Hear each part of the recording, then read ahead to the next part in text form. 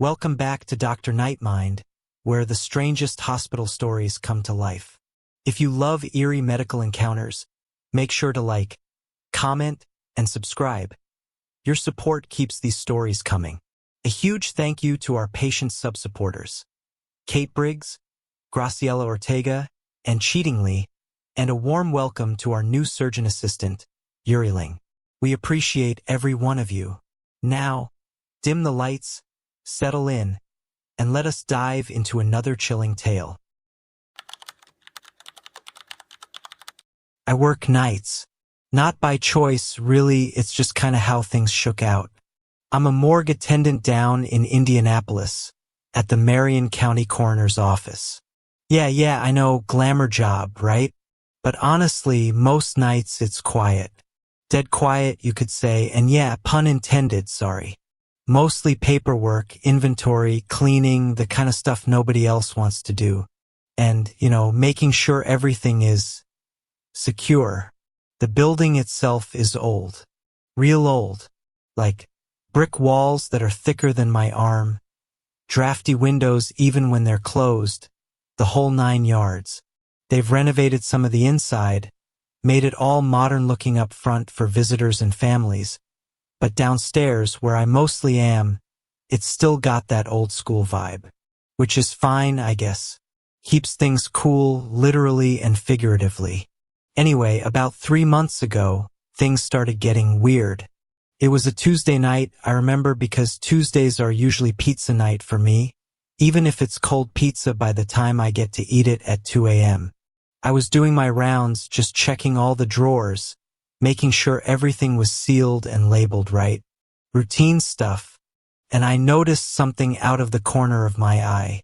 In one of the refrigerated drawers, the one holding a John Doe we'd gotten in earlier that day, car accident. Real sad case, young guy.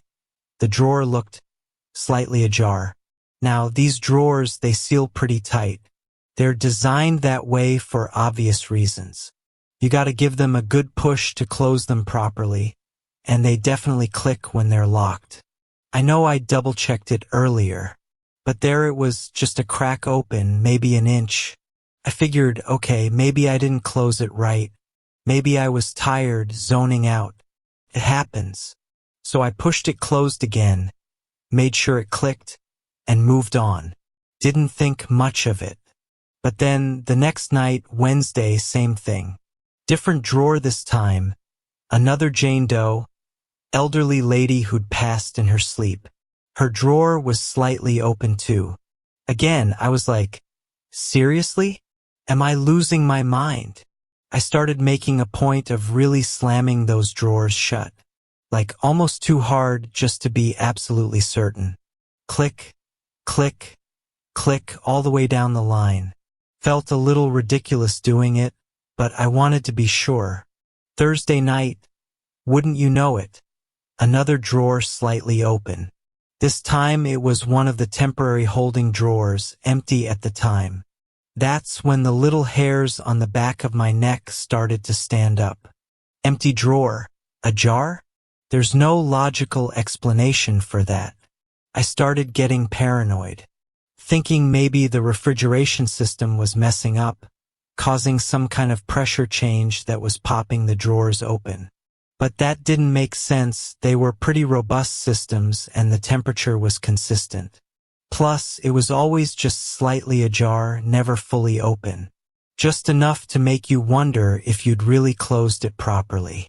So, being the slightly tech-savvy guy I am, I decided to check the security footage.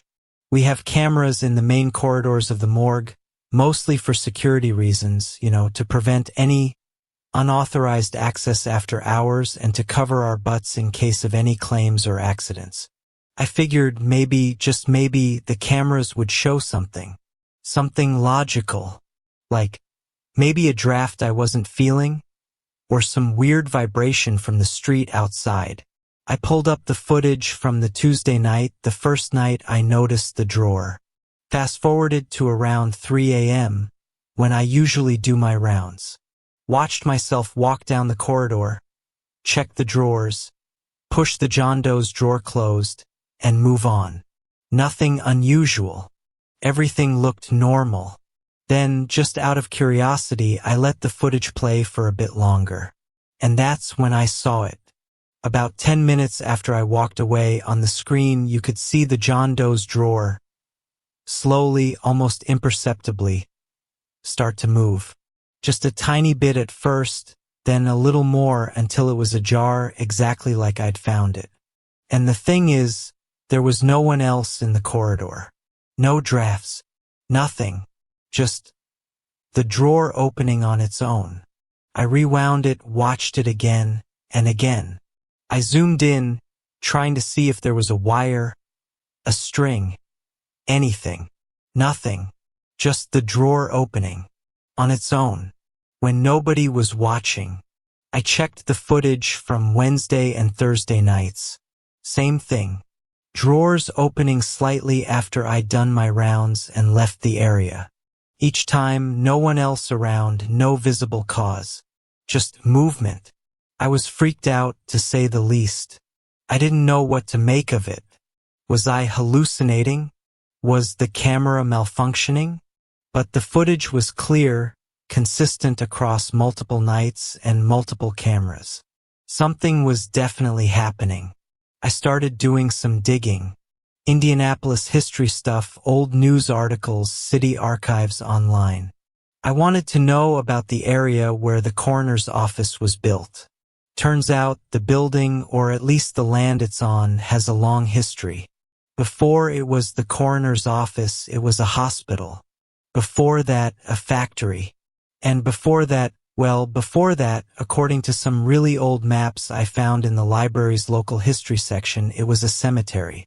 Like a really old cemetery. From way back in the early 1800s, when Indianapolis was just getting started. They'd moved the headstones and bodies when they built the hospital, supposedly. But you know how these things go.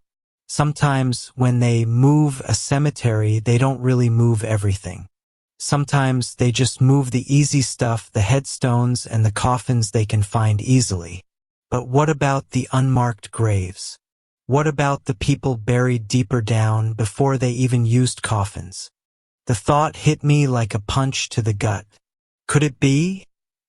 Could the morgue be built on top of an old burial ground? And were the bodies in the morgue trying to get back to where they belonged? The next night at work, I went down to the basement.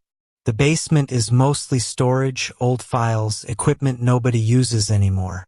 It's creepy down there, even on a normal night. Dark, dusty, always feels colder than the rest of the building. I grabbed a strong flashlight and started poking around. I was looking for anything at all that might confirm my crazy theory. I was down there for maybe an hour, just wandering through the rows of shelves and boxes, when I stumbled across something in a back corner. Underneath a pile of old canvas drop cloths, I found a section of the concrete floor that looked different. It was smoother, a different color, almost like it had been patched or resurfaced at some point. I cleared away the dust and debris, and that's when I saw it. Etched faintly into the concrete, almost invisible in the dim light, was a map. A crude, hand-drawn map, with lines and squares and little symbols I couldn't quite make out at first. It was old, really old.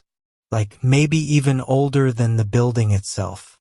I got down on my hands and knees, shining my flashlight directly onto the floor.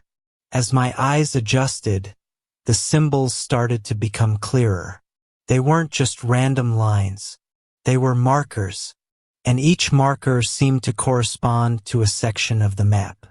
Sections that looked vaguely coffin-shaped. And then I realized what the whole map was. It wasn't a map of the building. It was a map of the cemetery. The original cemetery, the one they supposedly moved. It was a map of the burial plots. And etched next to each plot marker were names. Faded, almost illegible, but names. The names of the people buried there. I traced the lines of the map with my finger, my heart pounding in my chest. This was it. This was the answer. The morgue wasn't just built on top of a cemetery. It was built right on top of the graves. And the bodies, they weren't just shifting randomly. They were trying to find their way back to their original resting places. The map was like a ghostly GPS, guiding them inch by inch back to where they belonged. That's when I heard it. A whisper. Faint, almost like the rustling of leaves, but distinct. It seemed to be coming from the direction of the stairs leading back up to the morgue proper. At first, I thought it was just the wind or my imagination. But then I heard it again, closer this time, and clearer. It was my name. Mark. The whisper was raspy, dry, like the sound of old bones rubbing together. Mark. I froze. My blood ran cold. I knew somehow instinctively that it wasn't just one voice. It was many. A chorus of whispers, all around me, in the basement, drifting down from above. Mark, move us. Take us home. Mark. The whispers grew louder, closer, swirling around me in the darkness. I scrambled back, away from the map, away from the sounds, my flashlight beam shaking in my hand. I had to get out of there. I had to get out of the basement. I turned and ran, stumbling over boxes and equipment, the whispers chasing me up the stairs, echoing in my ears. I haven't been back down to the basement since. And honestly, I don't know if I ever will. The drawers still move sometimes. Not every night, but often enough to keep me on edge. And sometimes, when I'm alone in the morgue, late at night, I think I can still hear them. The whispers, calling my name, asking to be moved. I don't know what to do. Do I tell someone? Who would believe me? My boss would think I'm crazy. The police would laugh me out of the station. But what if they're serious? What if they really want to be moved? And what happens if they don't get what they want? I'm thinking about going back to the basement, taking pictures of the map. Maybe there's someone out there who can decipher it, understand what needs to be done. Maybe there's a way to help them. But honestly, the thought of going back down there, of hearing those whispers again, it terrifies me. But maybe, just maybe, it's the right thing to do. I just don't know where to even begin. Anyone got any ideas? The flickering neon sign of the diner across the street cast long, distorted shadows across my bedroom ceiling, mimicking the unease that had become my constant companion. It had been 3 days since the dream, 3 days since the whisper started, and 3 days since I'd felt like I was truly alone in my own head. In the dream, the room was almost identical to this one. Same peeling wallpaper, same musty scent of old wood and forgotten tenants. But in the dream, the window wasn't open to the city's hum, but to an endless black void.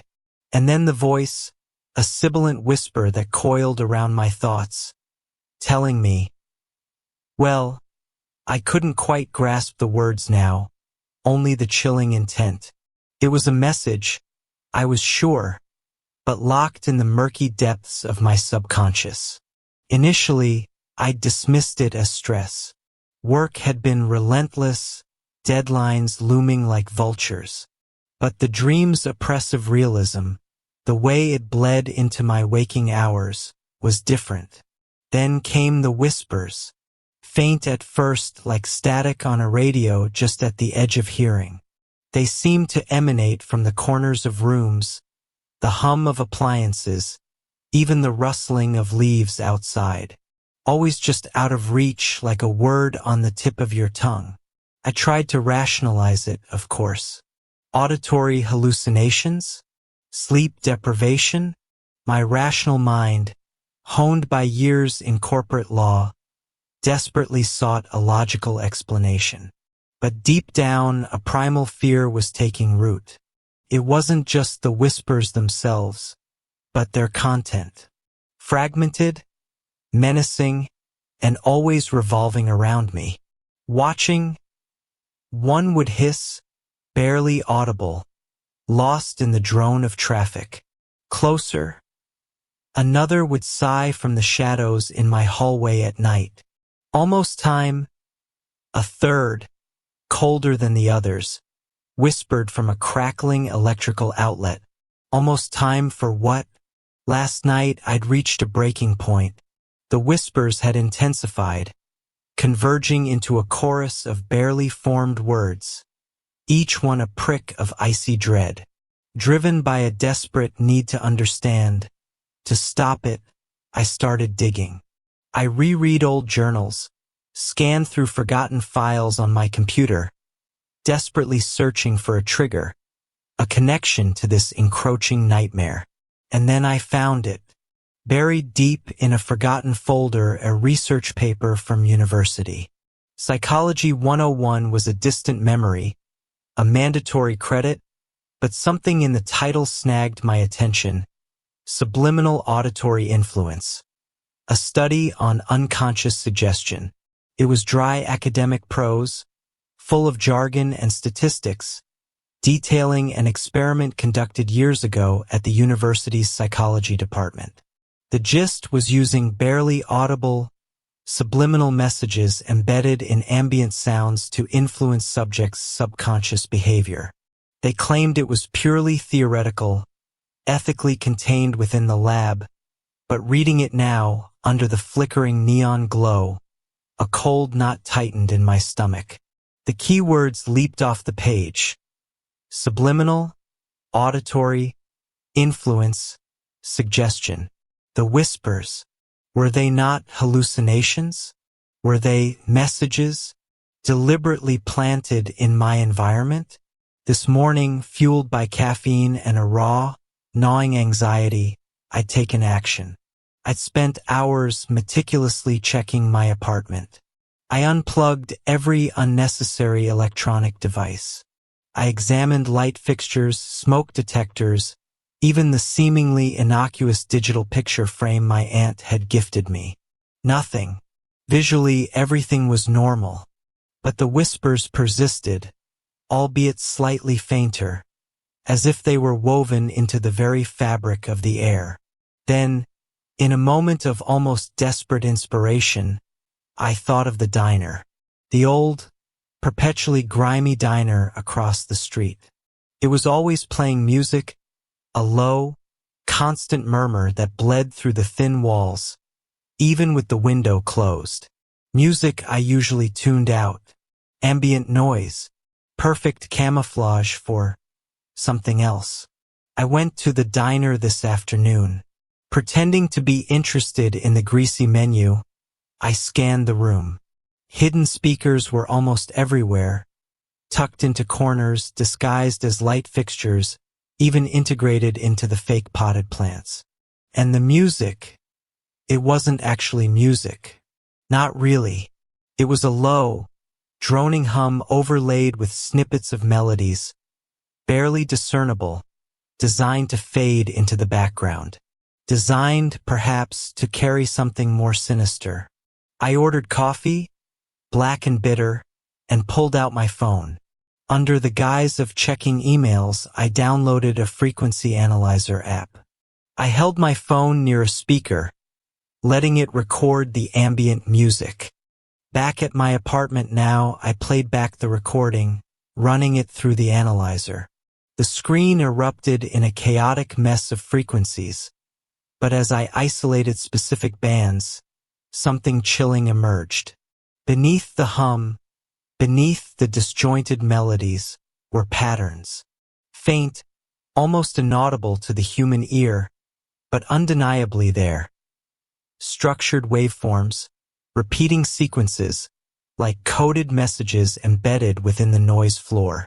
My breath hitched. It wasn't paranoia.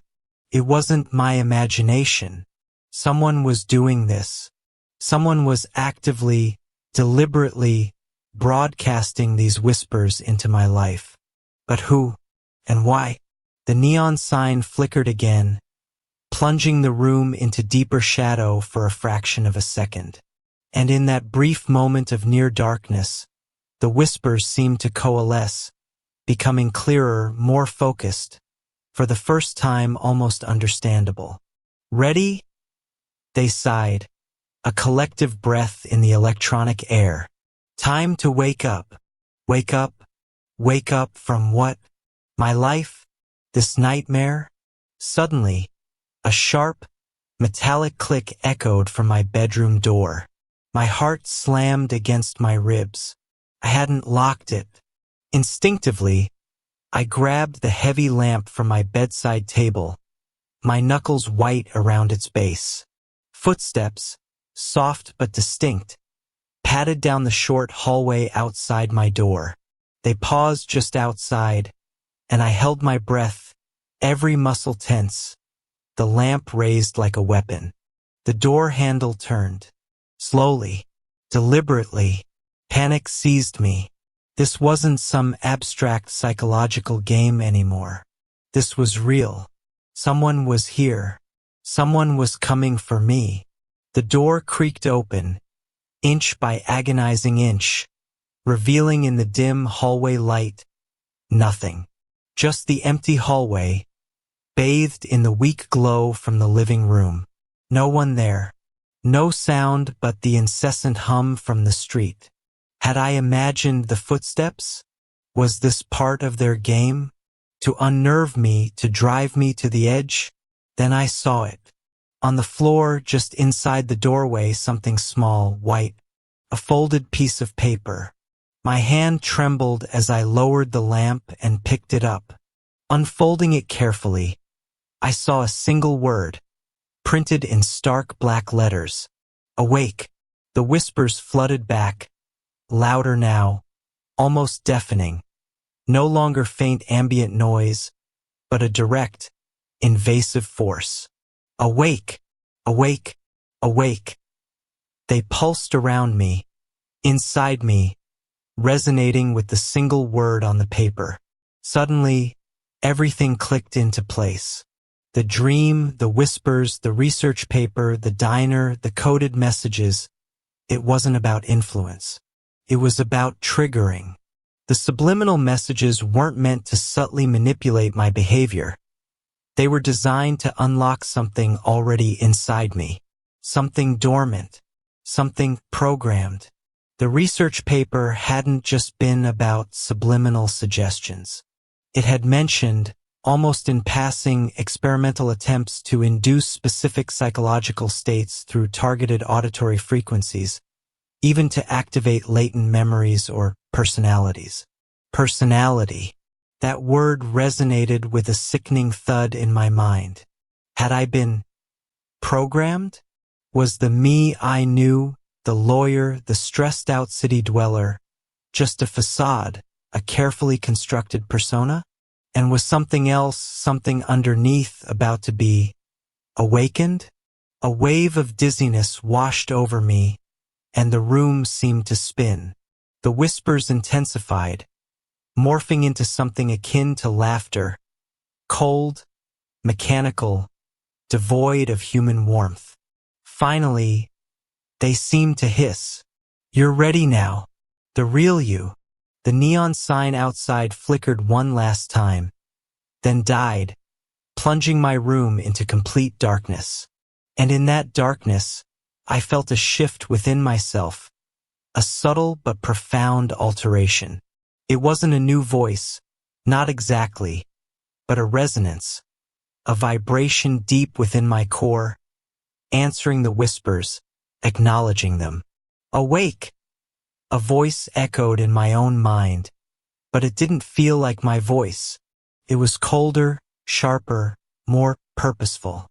And it spoke not to the whispers, but to something else, something unseen, listening in the darkness. Phase 1 complete.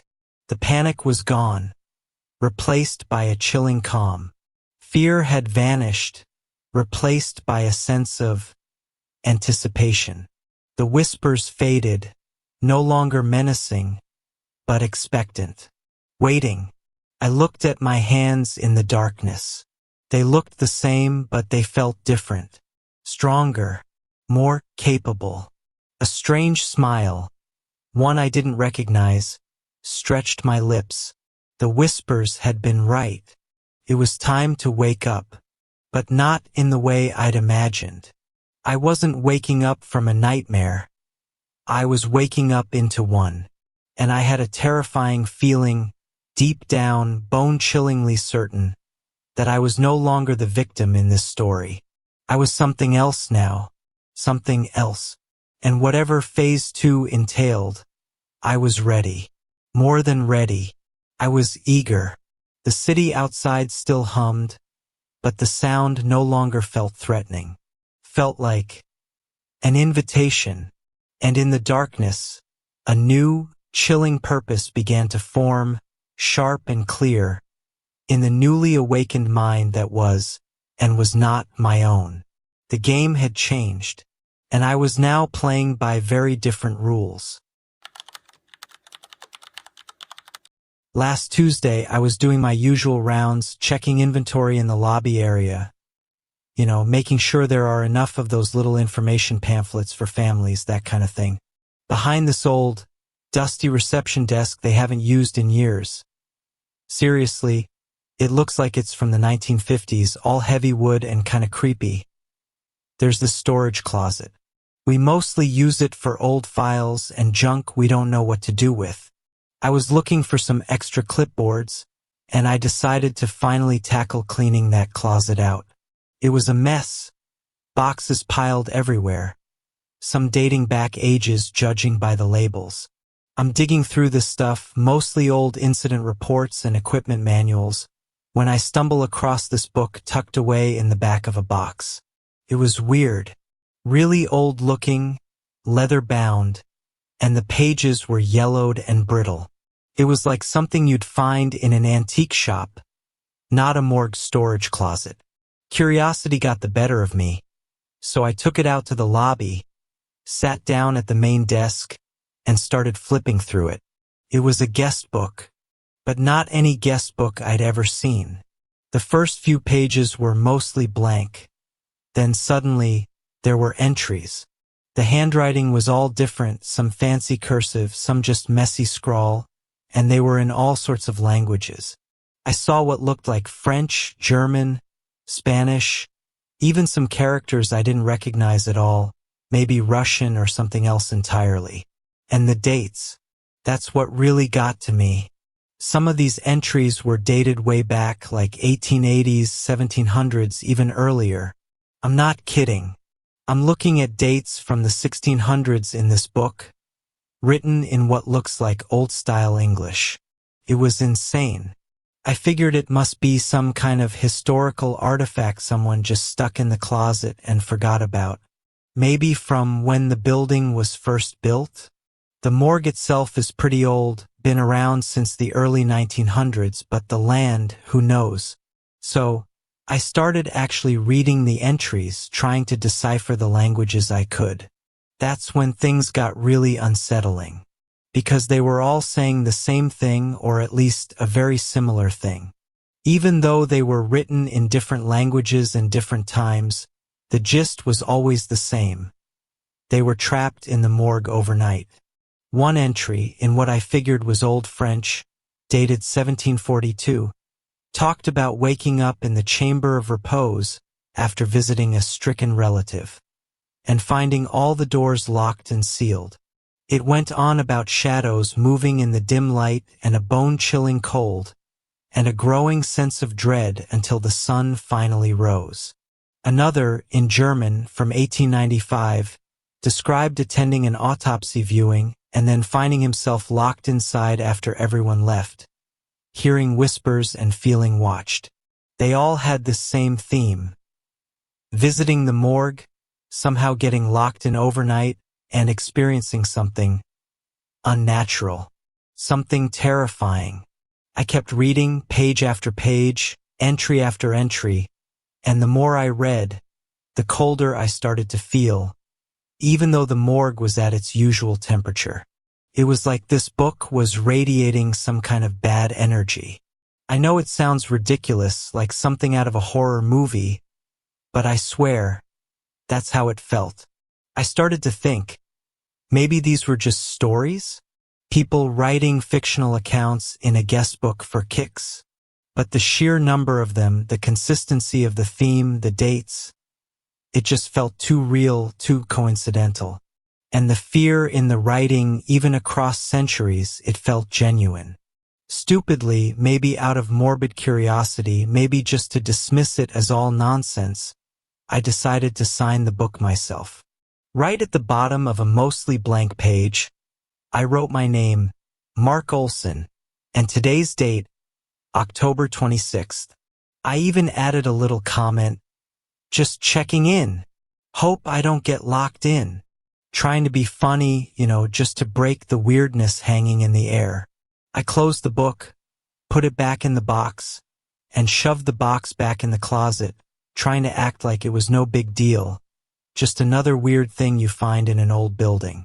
But I couldn't shake the feeling. It lingered with me the rest of my shift, this cold, uneasy feeling. The next day, Wednesday, I worked my usual shift. Nothing happened. Thursday, same thing. I started to think I was being paranoid, letting a creepy old book get to me. Maybe I just needed to forget about it. Then came Friday. Friday night, I was doing my routine check in the cold room, where we keep the bodies waiting for pickup or autopsy. It's always the coldest part of the morgue, obviously, but this night it felt colder than usual, even for the cold room. I was checking the body tags, making sure everything was correctly identified, just going down the rows of trays. Standard procedure. And then I saw it. On one of the trays, towards the end of the row, there was a body I didn't recognize. That wasn't unusual, we get new cases in all the time. But what made me stop dead in my tracks was the tag. The toe tag. It was stark white with black lettering just like all the others. But the name on it made my blood run cold. It said, Olson Mark, and under the name, the date, October 31st, next Tuesday, 5 days away. My heart started pounding in my chest. I could barely breathe. I backed away from the tray, stumbled back out of the cold room, and leaned against the wall, trying to get my head straight. Olson, Mark, October 31st. My name, and a date in the future. I ran back to the lobby, adrenaline coursing through me. I practically ripped open that dusty closet, pulled out the box, and grabbed the guest book. My hands were shaking so bad I could barely turn the pages. I flipped to the page where I'd signed my name. Mark Olson, October 26th. It was still there. Thank God. I thought for a split second. Maybe I was imagining things in the cold room. But then I looked at the page directly opposite the one I had signed. It was blank when I signed. I swear it was. Now, there was writing on it. Faint, almost translucent, like it had just appeared. It was the same handwriting as my entry, but different, weirder. It was like my writing, but off. And it said, Olson Mark. Nothing else. Just my name. Across from my signature in the guest book. I slammed the book shut. I don't know what to think. I'm terrified. Is this some kind of insane coincidence? Some kind of sick prank? Or is that guest book? Is it actually doing something? Is it really trapping people in the morgue? And am I next? October 31st. Halloween night. 5 days from now. I've called in sick for the next few shifts. I can't even bring myself to go back there right now. I don't know what to do. Has anyone ever heard of anything like this? A guest book that does this? Am I going crazy? Or is something really, really wrong with that morgue? And with me now, apparently. I'm honestly scared to death.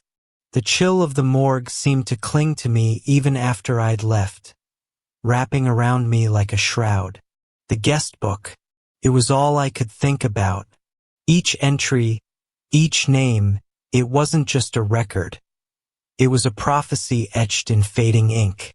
The night before, flipping through its brittle pages, I dismissed it as macabre coincidence, the kind of morbid humor you find in places death calls home. But the name I saw scribbled down, barely legible, Thomas Abernathy, and the date, yesterday's date, haunted me. Because Thomas Abernathy, a jovial man from accounts, had died in a freak car accident yesterday afternoon. Couldn't be real, could it? Premonition in a dusty, leather-bound book tucked away in a forgotten morgue corner? Sounded insane, the kind of plot you'd scoff at in a bad movie. Yet the cold knot in my stomach told me otherwise. I had to know. I had to understand. The next morning, the hospital felt different. The usual hum of activity seemed muted, overshadowed by a strange, almost palpable tension that I couldn't quite place. I avoided my colleagues, mumbled generic greetings, and headed straight for the hospital archives. Dust motes danced in the shaft of sunlight slicing through the high, grimy window as I pulled down heavy files, old blueprints of the hospital, records of its construction, historical documents pertaining to the land it was built on. Hours blurred.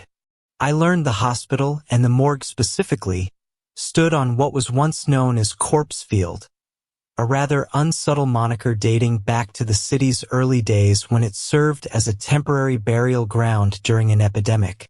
A shiver ran down my spine. Corpse Field. Even the name felt heavy, loaded with unseen history. Digging deeper, I found something truly odd. Old city records mentioned rumors surrounding Corpse Field even before it became a burial ground. Tales of strange energy emanating from the land. Whispered accounts of heightened senses and unsettling dreams experienced by people living nearby. It was all vague, folklore more than documented fact. But it was there, woven into the city's fabric like a dark thread. I focused on the morgue's blueprints. Built in the 1920s, it was one of the oldest parts of the hospital complex, constructed with materials sourced locally. Local stone, local timber, local. What else? My eyes scanned the material specifications, focusing on the morgue itself. And then I saw it. A note, almost an afterthought scribbled in the margin. Foundation incorporates telluric iron deposits. Site assessment recommended. Telluric iron deposits. Iron from meteorites naturally occurring in the ground. Known to sometimes exhibit unusual magnetic and even energetic properties. Could it be? Could the land itself, infused with telluric iron, be the source of this strangeness? Could it be interacting with something in the morgue to create this predictive anomaly? The guest book itself, what was it made of? I remembered the feel of the leather, almost organic, and the paper thick, hand-laid, with a faint metallic sheen. That afternoon, I found myself back in the morgue. The air was still heavy, thick with the scent of antiseptic and something else, something indefinable, almost metallic. I pulled out the guest book again, my hands trembling slightly. I had to test it.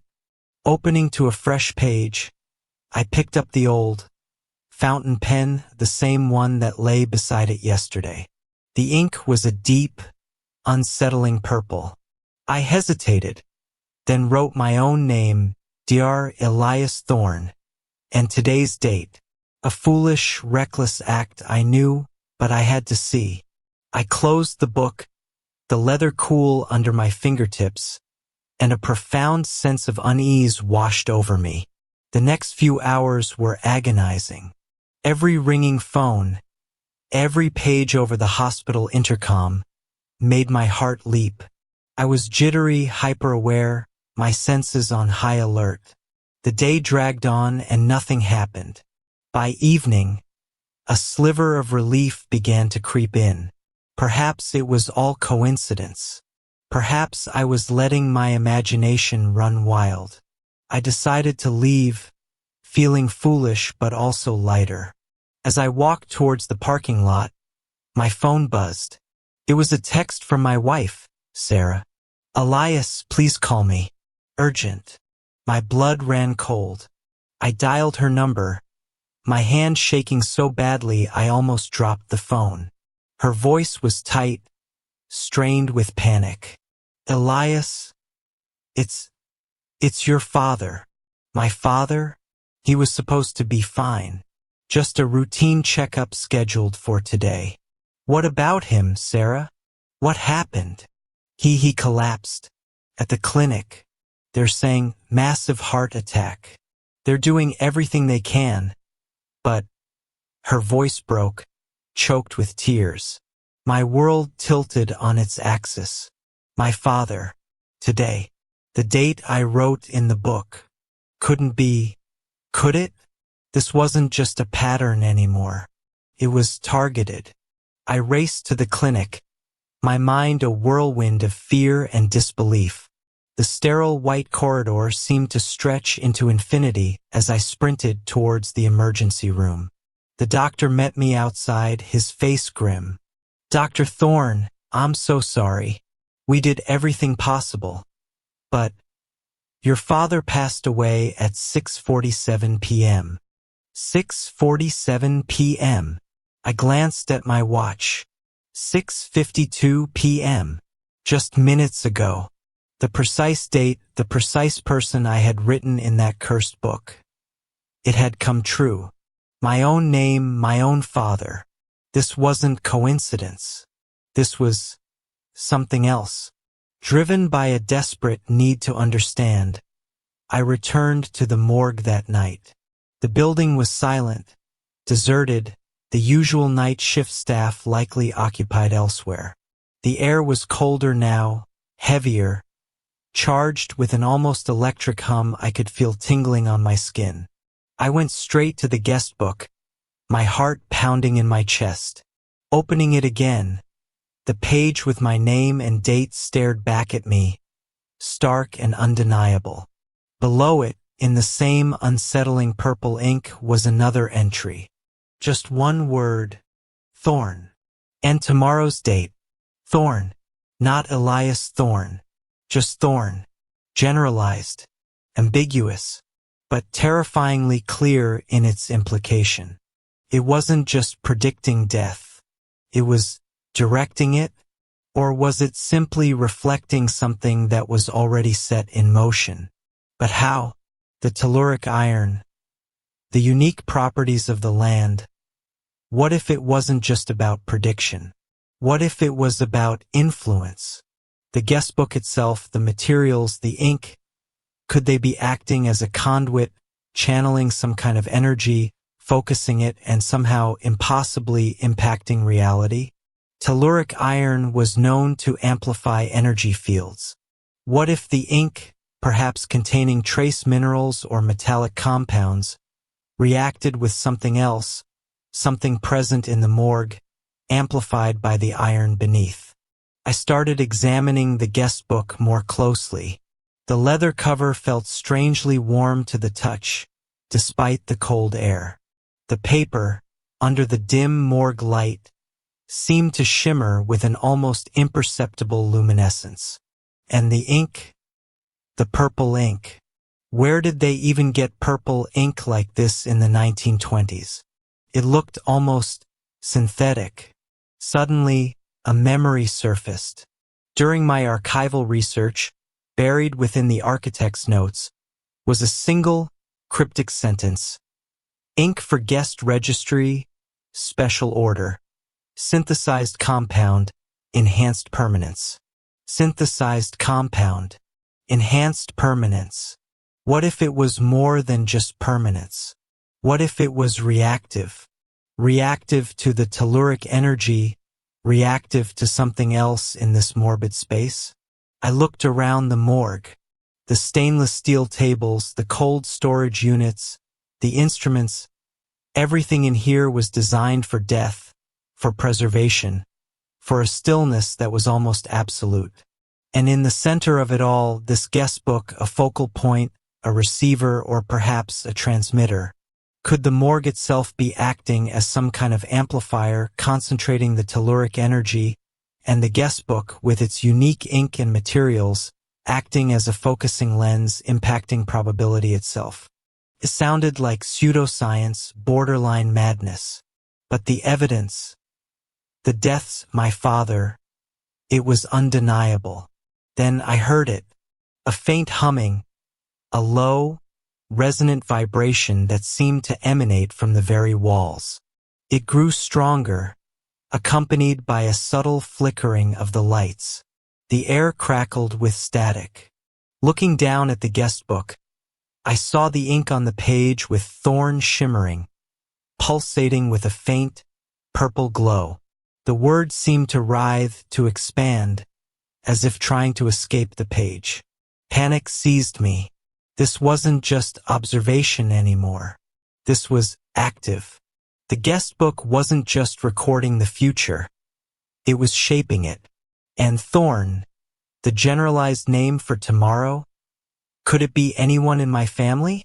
My wife? Myself? I had to stop it. But how?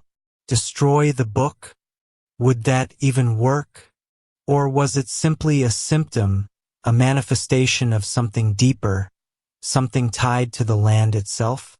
Driven by a desperate instinct, I grabbed the guest book, intending to get it out of the morgue, away from whatever forces were at play here.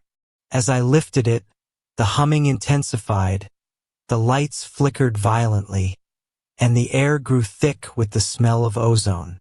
And then, I saw it again in the book right beneath Thorn. Another entry, hastily scrawled, almost illegible in its urgency. This time it wasn't a name. It was a location. Morgue. Midnight. And below it, one word, chilling in its simplicity. You. Midnight. Morgue. You. It was barely past 11. Midnight was less than an hour away. The guest book wasn't just predicting, it was communicating. And it was telling me with terrifying clarity that I was next. Here, in this morgue, at midnight, and the source of this unnatural, chilling prophecy was now vibrating in my hands. The humming swelled, the purple ink glowed brighter, and the cold dread in my heart solidified into a chilling certainty.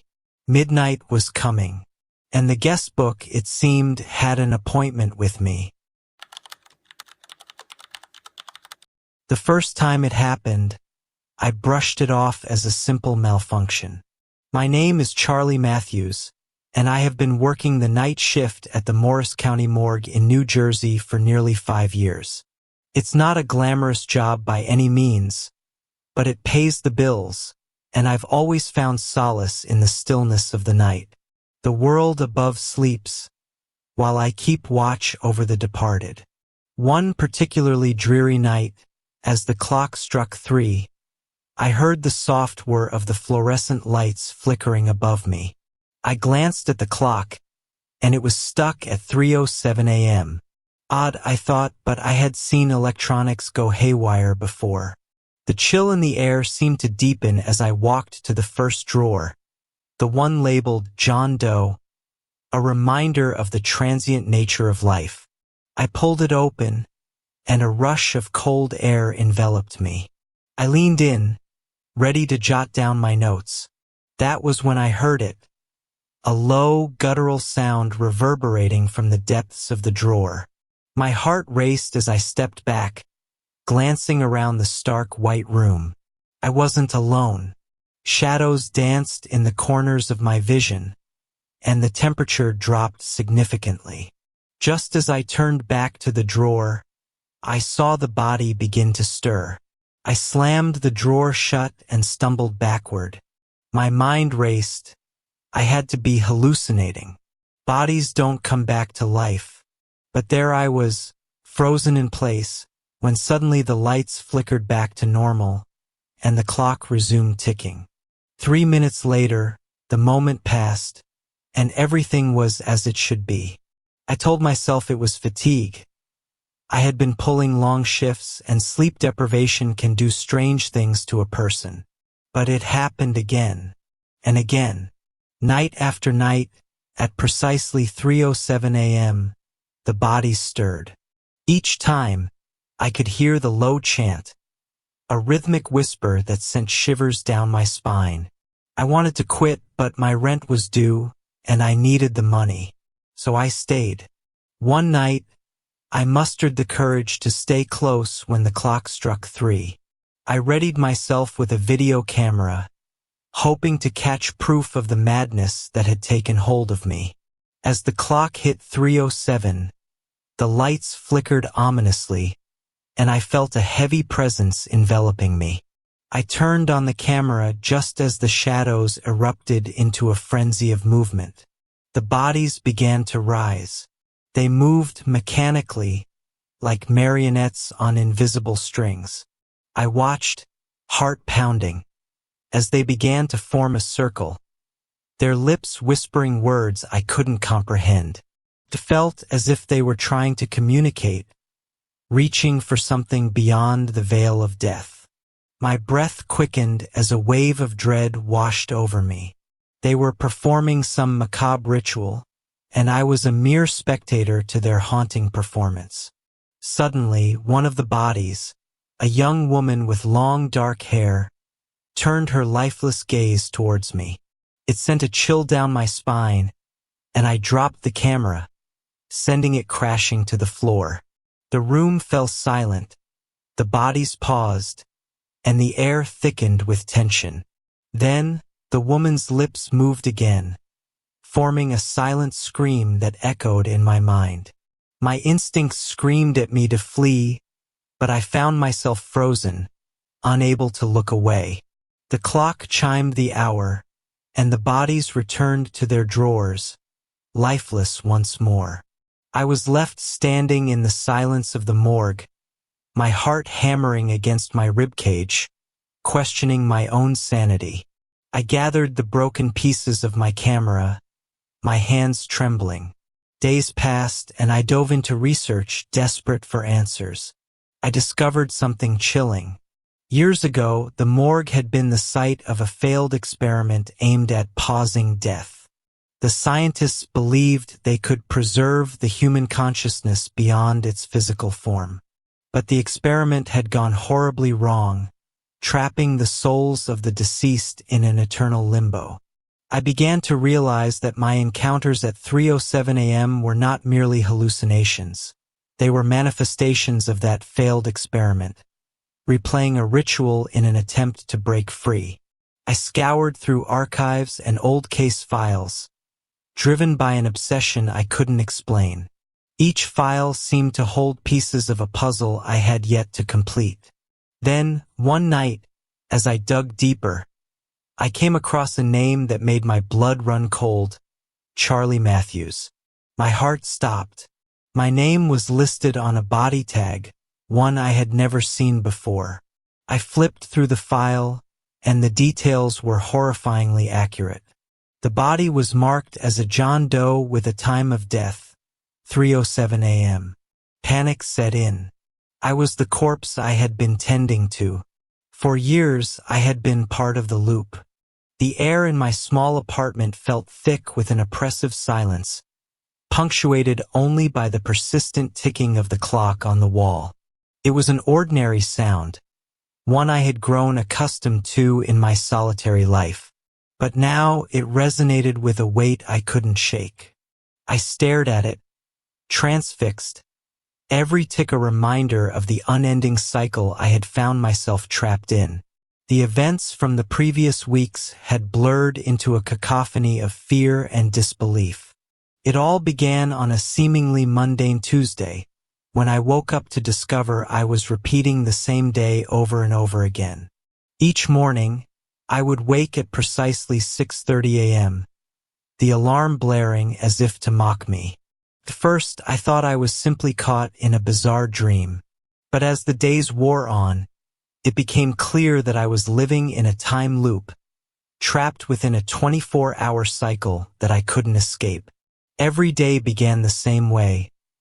I would shuffle into the kitchen, brew my coffee, and glance out the window to see the same dreary street, draped in morning mist.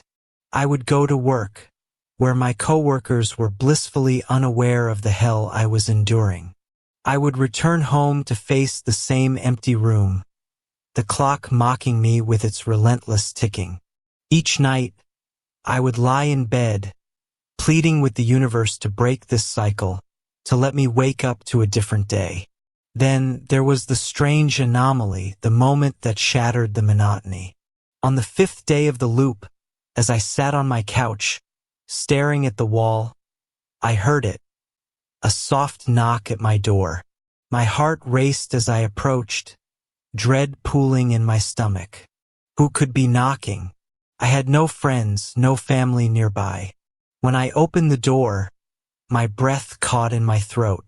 Standing there was a woman, drenched from the rain, her dark hair clinging to her pale face.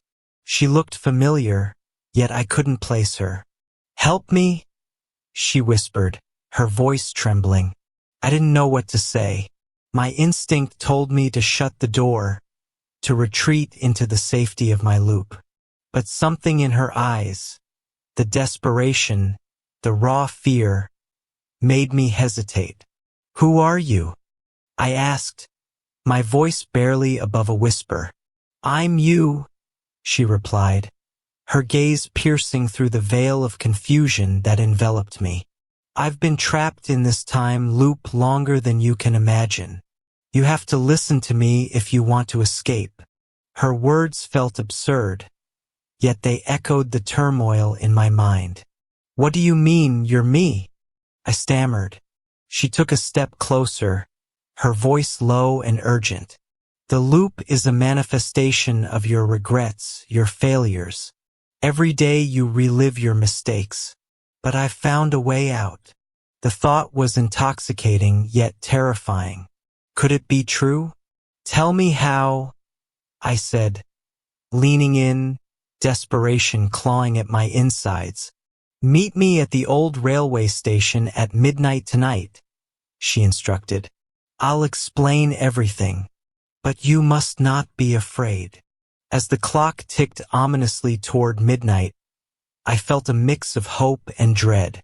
I had nothing to lose. So, as the day reset once again, I resolved to break the cycle. The station was abandoned, bathed in shadows. I could barely see as I approached, the moonlight casting eerie silhouettes across the tracks. I arrived just before midnight, my heart pounding in my chest. Suddenly, she emerged from the shadows, looking exactly as she had the day before. "You came," she breathed, relief flooding her features. "I don't understand. How can you be here? How is this possible?"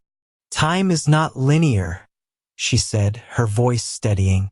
"It's more like a river with branches. We've been caught in an eddy, spinning around our regrets. But we can break free if we face them together." I stared at her, realization washing over me. "What do you mean?"